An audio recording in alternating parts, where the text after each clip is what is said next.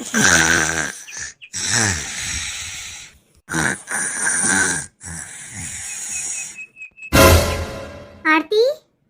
आरती बहू, बहू। हाँ माँ जी, क्या हुआ? बहू, ये क्या बहू? ना माथे पर बिंदी है, ना हाथों में चूड़ी है। वो माँ जी, मुझे ऐसे नींद नहीं आती चूड़ियाँ पहनकर, ज्वेलरी पहनकर, इसलिए मैंने उतार दी थी। अब नहाकर फिर से पहन लूंगी। बहू, अभी तुम्हारी नई नई शादी हुई है, तो ऐसे अपना माथा सूना मत रखा कर, और ना ही हाथ। ठीक है माँ जी, आगे से ध्यान रखूंगी। और हाँ, एक बात और बहू, अब तू इस घर की इकलौती बहू है, ना तो कोई तेरे देवरानी जेठानी, ना ही कोई ननद। इसलिए बहू, इस पूरे घर की जिम्मेदारी भी अकेले तेरी ही है। बहू, वैसे हमारे गांव में तो रिवाज है, जब बहू आती है उससे अगले दिन ही पहली रसोई करवा देते हैं। पर मैंने तो तुझे इसलिए परेशान नहीं किया, मुझे लगा शादी में इतनी थकावट हो जाती है, 2-4 दिन नींद पूरी कर ले अपनी। लेकिन अब तू भी अपनी रस्म पूरी कर ले, नहा धोकर आ जा और आज पहली रसोई बना ले। और हाँ बहू, कल से सुबह जल्दी उठने की कोशिश किया कर, कम से कम 6 बजे तक उठ जाया कर। देख बहू, सुबह के 10 बज रहे हैं, इसलिए अब तू और लेट मत कर। नहा धोकर अच्छे से तैयार होकर आ जा जल्दी से रसोई में, और अपनी पहली रसोई की रस्म पूरी कर ले। जी ठीक है माँ जी। Hello mummy. हाँ आरती, ठीक है बेटा? हाँ मम्मी। और बता बेटा, क्या कर रही है? काम हो गया तेरा? अरे मम्मी, अभी तो मैं सोकर उठी हूँ, अभी मैं नहाऊंगी। फिर मेरी सास ने बोला है कि आज वो पहली रसोई वाली रस्म करनी है, फिर देखती हूँ क्या करना है। क्या? तू सोकर उठी है अभी? हाँ, लेकिन आप ऐसे रिएक्ट क्यों कर रहे हो मम्मी? आपको तो पता ही है मैं लेट उठती हूँ। तो बेटा, ये तेरा मायका था, वो तेरी ससुराल है। अरे ससुराल में भला कौन सुबह के 10 बजे उठता है? गौरव जी तो ऑफिस पे चले गए होंगे। मुझे नहीं पता मम्मी, मैं भी बस सोकर उठी हूँ, मुझे नहीं पता कौन ऑफिस गया है, कौन क्या कर रहा है, मुझे नहीं पता मम्मी। और मम्मी, आप तो ओवर रिएक्ट कर रहे हो। अरे अभी अभी मेरी सास आई थी मुझे उठाने के लिए, उन्होंने भी मुझसे इस तरीके से बात नहीं की जैसे आप कर रहे हो। फिर तो तू बहुत किस्मत वाली है जब वो इतनी अच्छी है। मेरी बात मान आरती, उनकी अच्छाई का फायदा मत उठा बेटा, और देख जैसे वो कहें वैसे मान लिया कर, और कल से तू समय से उठा कर। मुझे लेट हो रहा है मम्मी, मैं नहाने जा रही हूँ, बाय। कभी कभी तो लगता है ये मेरी मम्मी है ही नहीं, इनकी नजरों में तो हमेशा मैं ही गलत होती हूँ। अब फोन ही नहीं उठाऊंगी मम्मी का। हे गणेश भगवान जी, आज मेरी पहली रसोई है, तो प्लीज भगवान जी आज मुझे गिफ्ट में एक डायमंड का सेट दिलवा देना। हाँ? अगर आज मेरी सास ने मुझे गिफ्ट में डायमंड का सेट दिया ना भगवान जी, तो फिर मैं आपको देसी घी के मोतीचूर के लड्डू का भोग लगाऊंगी। जैसा चाहती थी वैसी बहू मिली है मुझे। बहू, आरती बहू। बहू, मुझे तो बहुत अच्छा लगा कि तुमने नहाने के बाद सबसे पहले मंदिर में धूप लगाई। बस एक ही कमी है कि अब दिन के 12 बज चुके हैं, लेकिन कल से सुबह जल्दी उठकर नहा धोकर फिर मंदिर में धूप लगाना। अच्छा चल, अब रसोई में चल, अपनी रस्म पूरी कर ले। नाश्ता तो मैंने बना दिया था बहू, क्योंकि गौरव ऑफिस जाता है ना जल्दी, इसलिए। अब तो तू दोपहर का खाना ही बना ले, और मीठे में हलवा बना ले। ठीक है माँ जी। हे गणेश भगवान, मेरे घर में सुख शांति बनाए रखना, सभी पर अपना आशीर्वाद बनाए रखना। ये बता, कैसा चल रहा है तेरी ससुराल में सब कुछ? तेरी सास बता, कैसी है वो? यहाँ पर सब अच्छे हैं नेहा। अच्छा सुन, मैं तुझसे बाद में बात करती हूँ, आज मेरी पहली रसोई की रस्म है, तो मैं वही शगन का खाना बनाने आई हूँ। अरे ओ बैल बुद्धि, तुझे क्या समझाया था मैंने?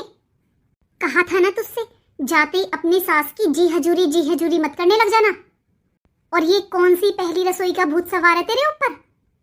अरे नेहा, मुझे सब याद है, लेकिन ये तो एक रस्म होती है ना, शादी के बाद हर नई बहू पहली रसोई बनाती है। बस यही गलती कर देते हैं हम बहुएं। तुझे पता है, मैंने भी सबकी तारीफ पाने के लिए अपनी बहुत अच्छी पहली रसोई बनाई थी। आज तक रसोई की जिम्मेदारी मैं ही उठा रही हूँ, एक काम वाली तक नहीं है मेरी ससुराल में। पहले तो हम बहुएं झुक जाती हैं, फिर ये ससुराल वाले हम बहुओं को सिर उठाने का मौका तक नहीं देते हैं। सभी ससुराल वाले एक जैसे होते हैं आरती, कोई अच्छा नहीं होता। तो फिर अब मैं क्या करूं नेहा? आज मेरी पहली रसोई है, मैं क्या करूं? मैं नहीं बनाऊं क्या खाना?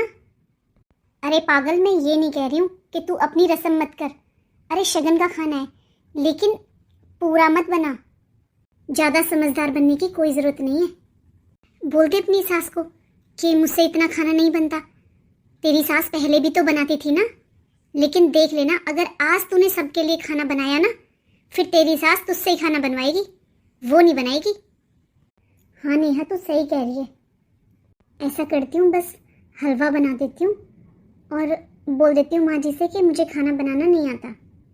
अरे ऐसे अगर डायरेक्टली बोलेगी कि मुझे खाना बनाना नहीं आता तो बड़ा अजीब सा लगेगा। तो ऐसा कर, कोई बहाना बना ले, जैसे कि तुझे सर में दर्द हो रहा है, तेरी नींद पूरी नहीं हुई, तुझे चक्कर आ रहे हैं। समझ रही है ना मैं तुझे क्या बता रही हूँ? मैं समझ गई मुझे क्या करना है। चल फिर ठीक है, मैं भी रखती हूँ।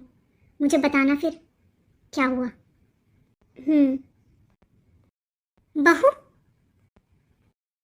बहू, ये जूते उतार दे अपने बाहर। रसोई घर में जूते चप्पल पहनकर नहीं आना चाहिए। लेकिन माँ जी, मुझे आदत नहीं है, मैं ऐसे ज़्यादा देर नंगे पैर नहीं घूम सकती। तो इसकी चिंता मत कर, एक मैट पड़ी हुई है स्टोर रूम में, मैं वो बिछा दूंगी यहाँ पर, फिर तुझे कोई परेशानी नहीं होगी। अच्छा ये बता, कुछ सोचा है तूने? क्या सब्जी बनाएगी आज? माँ जी ये देखिए ना, मैंने कितने महंगे नेल एक्सटेंशन करवाए हैं, और ये चूड़ा देखो माँ जी, कितना प्यारा और महंगा है। अगर ये सब पहनकर मैं आटा गूंथूंगी या सब्जियां काटूंगी माँ जी, तो ये सब खराब हो जाएगा। और आपने कहा था माँ जी कम से कम 1.25 महीने तक मुझे ये चूड़ा उतारना नहीं है। अब आप ही बताइए ना माँ जी, मैं कैसे बनाऊं खाना? हाँ बहू, ये चूड़ा और मेहंदी सुहाग की निशानी है, और शादी के बाद 1.25 महीने तक चूड़ा बदलते भी नहीं है। लेकिन बहू तू परेशान मत हो, मैं हूं ना। तू बस एक काम कर, शगुन के लिए थोड़ा सा हलवा बना दे। मीठा बनाना ही तो पहली रसोई की रस्म होती है, बाकी पूरा खाना मैं खुद बना लूंगी। थैंक यू माँ जी, सच में आप बहुत अच्छे हो। ठीक है माँ जी, तो फिर मैं शगन का हलवा बना देती हूँ। ठीक है बहू, और सबसे पहले 1 कटोरी हलवा मंदिर में रख देना। जी। हाँ बेटा, इतना स्वाद हलवा तो मैंने आज तक नहीं खाया। ये लो बहू, तुम्हारी पहली रसोई का नेग। क्या? बस एक अंगूठी? तेरी ससुराल वाले तो सच में बहुत कंजूस हैं। तुझे पता है आरती, जब मेरी पहली रसोई थी ना, मुझे तो नेग में सबने अलग अलग गिफ्ट दिए थे। मेरी सास ने तो बहुत सुंदर सोने का हार दिया था, ससुर जी ने पूरे 1 लाख रुपए, और इन्होंने मुझे आईफोन गिफ्ट किया था। ननद और नंदोई जी ने तो हमें हनीमून के टिकट्स गिफ्ट किए थे, और तेरी सास ने तुझे एक अंगूठी में खुश कर दिया। खैर ये सब छोड़, तो ये बता, तुम लोग घूमने कहाँ जा रहे हो? हाँ अभी वो डिसाइड नहीं हुआ है। तो कब डिसाइड करेगी तू? अरे जिन्हें घूमने जाना होता है वो शादी के तुरंत बाद चले जाते हैं, कुछ टाइम के बाद फिर नहीं जाता कोई भी कहीं पर। आरती, मैंने तुझे बेस्ट फ्रेंड से ज़्यादा बहन माना है। तुझे पता है, 1 साल में मेरे ससुराल वालों ने मुझे पागल बना दिया है। मैं नहीं चाहती कि जो मेरे साथ हुआ वो सब तेरे साथ भी हो। चाहे तू कितनी भी अच्छी बन जाना, कितना भी काम कर लेना, लेकिन ये ससुराल वाले कभी तारीफ नहीं करते। सभी ससुराल वाले एक जैसे होते हैं। शायद नेहा सही कह रही है, क्योंकि उसे पूरा 1 साल का एक्सपीरियंस है। और सही कहा नेहा ने, मेरे ससुराल वाले बहुत कंजूस हैं। अरे आखिर इन लोगों के पास क्या कमी है? मैं इकलौती बहू हूँ इस घर की, और मुझे शगन में बस एक अंगूठी, और अभी तक किसी ने भी हमारे घूमने की बात नहीं की है।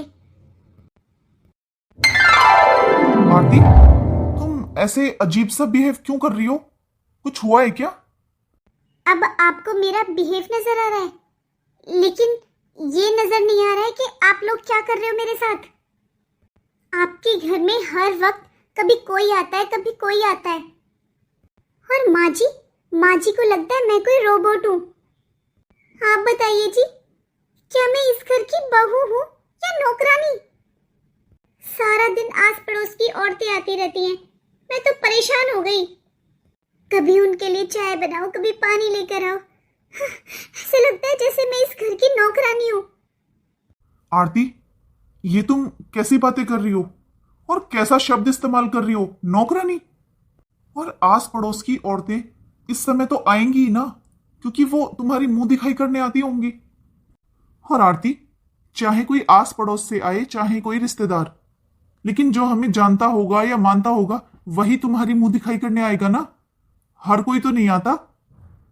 अगर मम्मी ने तुमसे उनके लिए 2 कप चाय बनाने के लिए बोल दिया, इसमें तुम नौकरानी कैसे बन गई? आपको इतना आसान लग रहा है ना, तो एक दिन घर में रुककर इतनी भारी साड़ी और ज्वेलरी पहनकर घर के काम करके देखिए आप। आपको अंदाजा भी है ये सब पहनना कितना मुश्किल होता है। देखो आरती, घर में लोग तो आते जाते रहेंगे, ये सब नॉर्मल है। तुम इसे इतना बड़ा इशू मत बनाओ। और अगर ये इतनी हैवी साड़ी गहने तुम्हें नहीं पहनने हैं तो मत पहनो, हल्के कपड़े पहन लो, ज्वेलरी कम पहन लो। और अब प्लीज तुम बात को खत्म करो, चलो मेरे लिए खाना लगा दो, मुझे नींद आ रही है। मुझे सुबह ऑफिस भी जाना होता है। तुम तो भाई आराम से नींद पूरी करती हो अपनी। आज भी जब मैं ऑफिस गया था तो तुम सो रही थी। हाँ, इसीलिए आपकी मम्मी ने बोला है कि आज से मैं सुबह 6 बजे तक उठ जाऊं और आपके लिए नाश्ता मैं बनाऊं। हाँ, ये तो और भी अच्छी बात है। मेरे लिए नाश्ता अब से तुम बनाओगी। हाँ, आपको नाश्ते की, आने जाने वालों की, आस पड़ोस वालों की, सबकी फिक्र है, लेकिन मेरी नहीं। हमारी शादी को इतना टाइम हो चुका है, एक बार भी आपने सोचा है कि हमें कहीं घूमने जाना चाहिए? मैंने तुम्हें बताया तो था आरती कि मेरा एक बहुत जरूरी प्रोजेक्ट चल रहा है। मैं अगले 1 महीने तक कहीं नहीं जा सकता। प्रोजेक्ट प्रोजेक्ट, बस यही सब करते रहना आप पूरी जिंदगी। मेरी सारी सहेलियों को देखो, कोई शादी के बाद मनाली गया है, कोई कश्मीर। और मैं शादी के बाद क्या कर रही हूँ? इस रूम की दीवारों को देख रही हूँ। आप मेरी बात ध्यान से सुनिए, अगर नेक्स्ट वीक तक हम कहीं घूमने नहीं गए ना, तो फिर मैं अपने मायके चली जाऊंगी। ठीक है, मैं टिकट्स करता हूँ, चलते हैं नेक्स्ट वीक।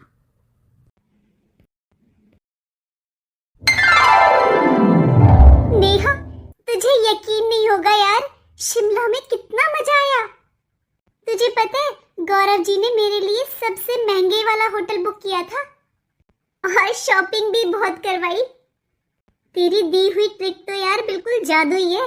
अब तो गौरव जी मेरी हर बात मानते हैं। जैसे ही मैं इन्हें मायके जाने की धमकी देती हूँ, ये मेरी हर बात मान लेते हैं। अच्छा, ये सब तो ठीक है, पर तुझे पता है आज क्या स्पेशल है? नहीं याद रहा ना तुझे? अरे आज हमारी वेडिंग एनिवर्सरी है। Oh, happy wedding anniversary Neha. Sorry, मैं भूल गई थी। हाँ भाई, सही बात है, अब क्यों सहेली याद रहेगी।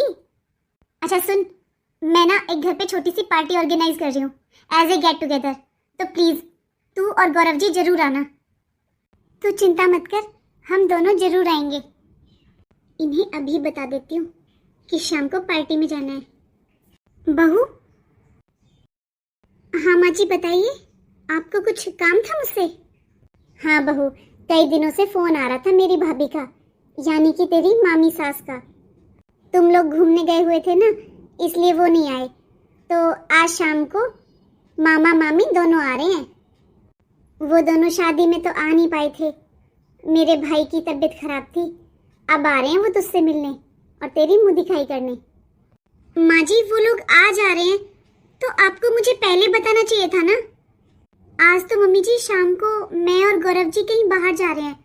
वो मेरी एक बेस्ट फ्रेंड है, उसकी वेडिंग एनिवर्सरी पार्टी है।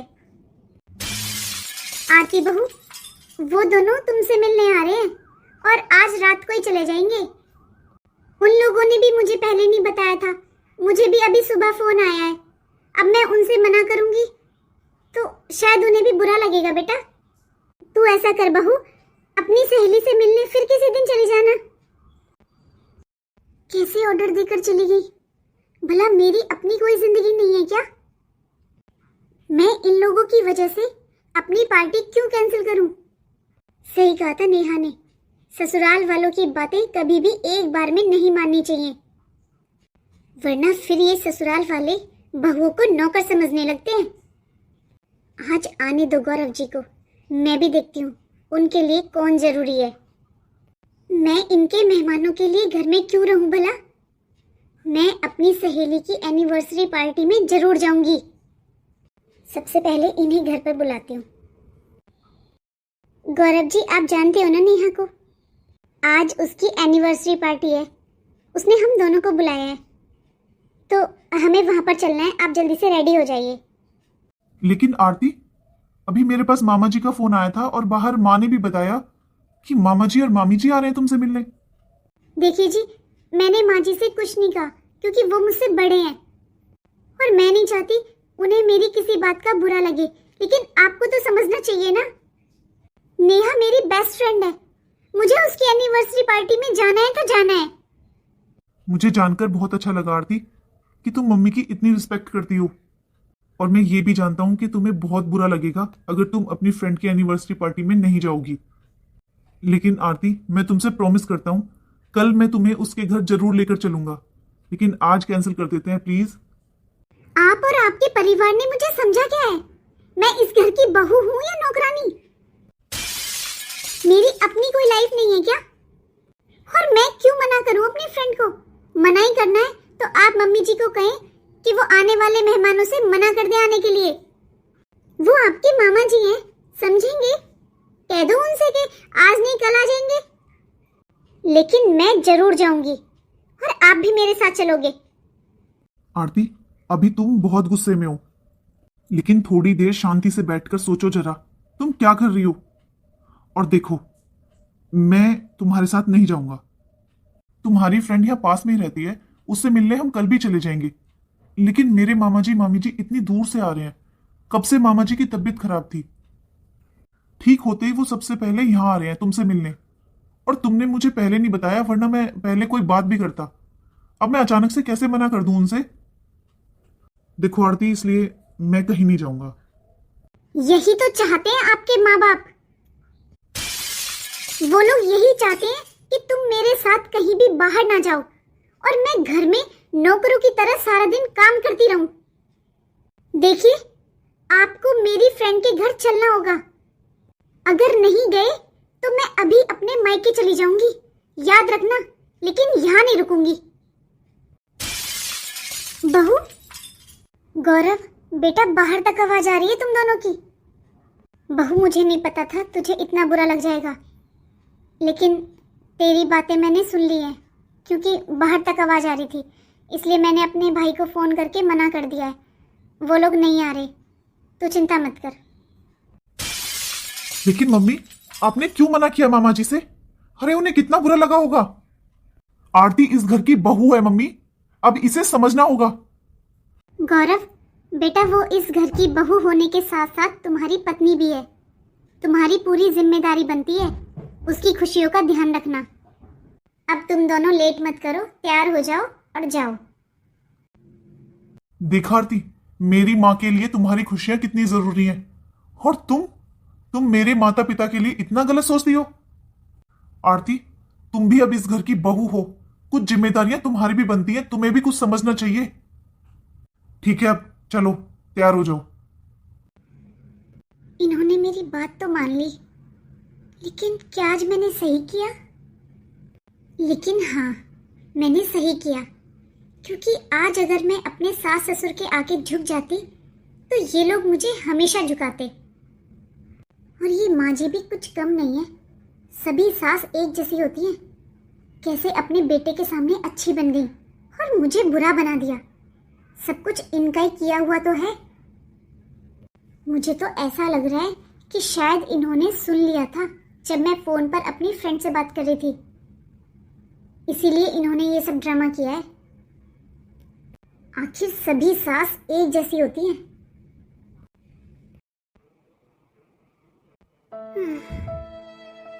सुबह से कमरे में पड़ी हूँ, लेकिन एक बार भी बहू देखने नहीं आई। एक बार भी नहीं आई मेरे पास। उठा ही नहीं जा रहा आज तो। माँ जी, आज आप इस समय तक सो रहे हो? दोपहर के 12 बज रहे हैं माँ जी। माँ जी? हाँ बहू, आज मुझसे उठा नहीं जा रहा बेटा। क्या हो गया आपको माँ जी? पता नहीं बेटा, तबीयत खराब है मेरी तो। दवाई भी ले ली पर कुछ फर्क नहीं पड़ रहा। सुबह से कुछ नहीं खाया आज तो। बहू, थोड़ी सी खिचड़ी बना दे बेटा मेरे लिए। ठीक है, बनाती हूँ। आरती, आरती, माँ की इतनी तबीयत खराब है, सुबह से उन्होंने कुछ खाया नहीं है, उनसे उठा नहीं जा रहा है। तुमने एक बार मुझे फोन भी नहीं किया? मुझे बताना चाहिए था ना माँ की इतनी तबीयत खराब है। अगर आप ऑफिस जाते हो तो मैं भी यहाँ फ्री नहीं रहती हूँ। घर का सारा काम सुबह से अकेले मैंने किया है। और आपकी माँ वैसे तो बीमार है, वैसे बार बार कभी मेरे लिए खिचड़ी बना दे, कभी मेरे लिए चाय बिस्किट दे दे, कभी ब्रेड दे दे। खाती है नहीं, फिर मुझे सब कुछ फेंकना पड़ता है। वो तो बस ऐसे ही जो मन में आता है बोल देती है। मुझे तो मेहनत लगती है ना बनाने में। आरती, माँ बीमार है और उनकी देखभाल करने की बजाय तुम ये किस तरीके से बात कर रही हो? देखिए जी, माँ जी अब बूढ़ी हो रही हैं और वो बीमार भी रहने लगी हैं। उनसे घर का कोई काम नहीं होता और मुझसे तो बिल्कुल नहीं होता। इसलिए हमें एक परमानेंट नौकर रख लेना चाहिए। परमानेंट नौकर?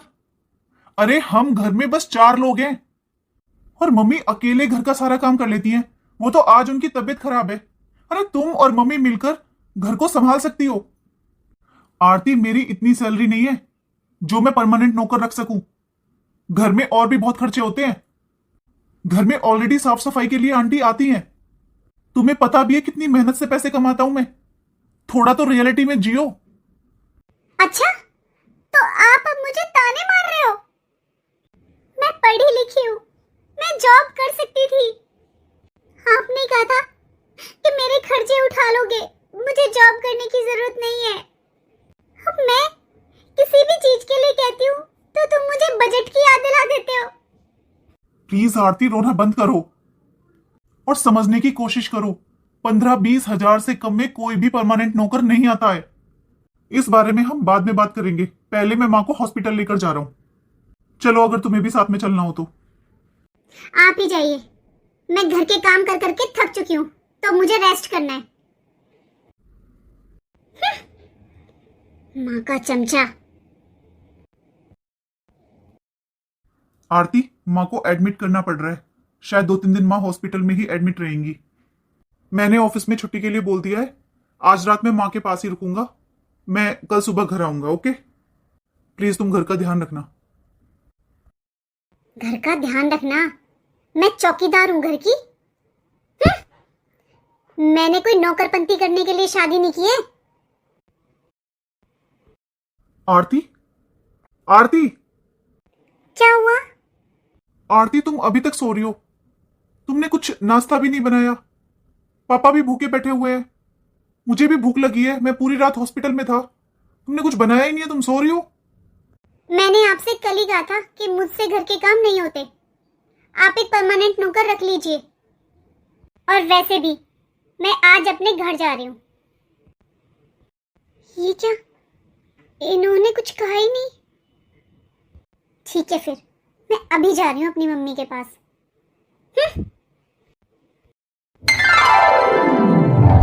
लेकिन मम्मी, मेरी ये समझ में नहीं आ रहा है, आप खाना क्यों बना रही हो? क्या करूं आरती, तेरी भाभी ने मेरा और तेरे पापा जी का खाना बनाने के लिए मना कर दिया। ये क्या बात हुई मम्मी? आप घर के 4 तो मेंबर हो, आप लोगों के लिए भी रोटी नहीं बनती भाभी से? मम्मी, आप मुझे पूरी बात बताओ, आखिर हुआ क्या है? क्या बताऊं बेटा, आजकल के बच्चों को बुजुर्गों की 2 रोटियां बनानी बड़ी मुश्किल लगती हैं। अब तू ही कौन सा अपने सास ससुर की रोटी बनाती है। ऐसे बेटा अब तेरी भाभी ने भी जवाब दे दिया है कि अब मैं तुम लोगों का खाना नहीं बनाऊंगी। मम्मी आप बात मेरे ऊपर मत लेकर जाओ। मुझे तो मम्मी मेरे सास ससुर बात बात पर टोकते रहते थे। कभी खिचड़ी बना दो, कभी चाय बना दो, कभी बिस्किट दे दो। मैं तो इन सब बातों की वजह से आई हूँ। लेकिन आप तो मम्मी, आप तो भाभी को पलकों पर रखते हो, कितना कुछ करते हो भाभी के लिए। करती तो बेटा तेरी सास भी तेरे लिए सब कुछ थी, परंतु पता नहीं क्यों जब भी घर में कोई नई बहू आती है ना, तो बेचारी सास को तो बताना पड़ता है ना बहुओं को कि कैसे रहना है, उनके घर के रीति रिवाज कैसे हैं। हर सास चाहती है कि उनकी बहू जिम्मेदार हो, घर को संभाल ले, और बस यही बातें बुरी लग जाती हैं बहुओं को, जैसे तुझे बुरी लगती हैं अपनी सास की बातें। मम्मी आप फिर मेरे पे बात ले आई, यहाँ पर बात भाभी की चल रही है। तेरी भाभी तो मेरा बड़े अच्छे से ख्याल रखती है, लेकिन ये सब कुछ मैंने तुझे समझाने के लिए किया है। आज तेरी माँ ने 4 रोटियां क्या सेक ली, तूने अपनी भाभी को इतनी बातें सुना दी, और तू क्या कर रही है। तेरी सास की तो कोई बेटी भी नहीं है जिससे वो बेचारी दो मन की बातें कर ले। दामाद जी इकलौते बेटे हैं, शर्म आती है तुझे अपनी बेटी कहने में। अरे तेरी सास वहां हॉस्पिटल में बेचारी बीमार पड़ी है, और तू अपना बोरिया बिस्तर उठाकर यहाँ आ गई। ये संस्कार दिए मैंने तुझे। अरे हर बेटे के लिए उसकी माँ पहला प्यार होती है। तुझे पता भी है एक माँ अपने बच्चों को कैसे बड़ा करती है, और जब वो बच्चे बड़े हो जाएं, घर में बहू आ जाए, तो फिर उन माँ बाप की 2 रोटियां भी मुश्किल हो जाती है। तेरी जैसी बेटियां पूरे खानदान को बदनाम कर देती हैं। करती बेटियां हैं और बदनाम माता पिता होते हैं कि कैसे संस्कार दिए अपनी बेटी को।